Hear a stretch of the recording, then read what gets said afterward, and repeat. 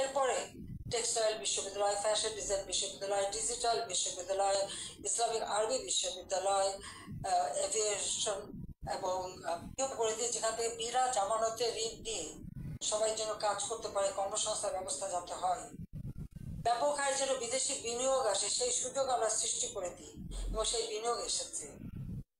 2009 সালে সরকার এসে আমি প্রেক্ষিত পরিকল্পনা প্রণয়ন করি 2010 থেকে 2021। লক্ষ্য ছিল বাংলাদেশকে আরো উন্নত করা, বাংলাদেশের মানুষের জীবন মান উন্নত করা। কলকাতা টিভি থেকে শেখ হাসিনার বক্তব্য প্রচার করা হচ্ছে এবং প্রফেসর ডক্টর মোহাম্মদ ইউনূসকে নিয়ে নানা আজগুবি সব কথাগুলো বলছেন প্রধানমন্ত্রী শেখ হাসিনা, যেগুলো তিনি বরাবরই বলে আসছেন। তার বক্তব্যে কোনো নতুনত্ব নেই, নতুন কিছু নেই, যেগুলো থেকে মানুষ আসলে তাকে ক্ষমা করবে এমন মানুষের মধ্যে যে অন্তরে মায়া জন্মাবে তার মধ্যে সেই ধরনের কোনো কথাবার্তা নাই। এখনো সেই একরোখা তেজি দাগি মহিলা শেখ হাসিনা, এমনটি বলছেন বিশ্লেষকরা এবং সর্বমহলের মানুষেরা। সাংবাদিক মাসুদ কামাল তিনি বলেছেন 40 মিনিট শেখ হাসিনার বক্তব্য শুনেছেন।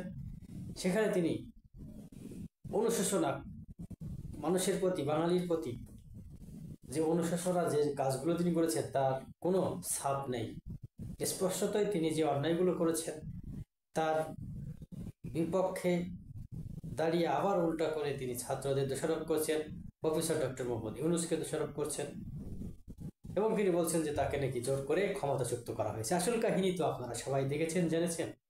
তার একরোখা এবং জেদিভাবই তার পতনের অন্যতম মূল কারণ এবং দলীয় নেতাকর্মীদের বাঁধ ভাঙা দুর্নীতি, বাঁধ ভাঙা যেমন উচ্ছ্বাস, তেমনি তাদের এক একজনের যে দুর্নীতি, সেই দুর্নীতিবাজদের আশ্রয় প্রশ্রয় দিয়ে তিনি যে ভুল করেছেন সেই ভুলের মাসুল গুনছেন দিল্লিতে বসে। এখন আবার 111-এর মতন ব্যাক করতে চাচ্ছেন দেশে।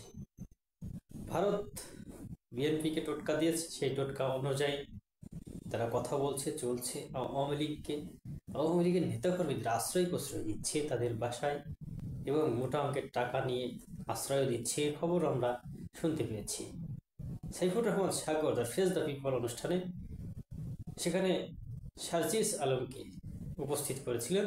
তো সার্জিস তিনি বলেছেন যে খুব শীঘ্রই উন্মোচিত হবে কারা মূলত বিএনপির কোন নেতা কর্মীরা আওয়ামী লীগের বাসাতে অবস্থান করেছিল, এখন আবার আওয়ামী লীগের নেতা কর্মীদের নিজেদের বাসায় রাখছেন অর্থের বিনিময়ে, সম্পর্কের কারণে।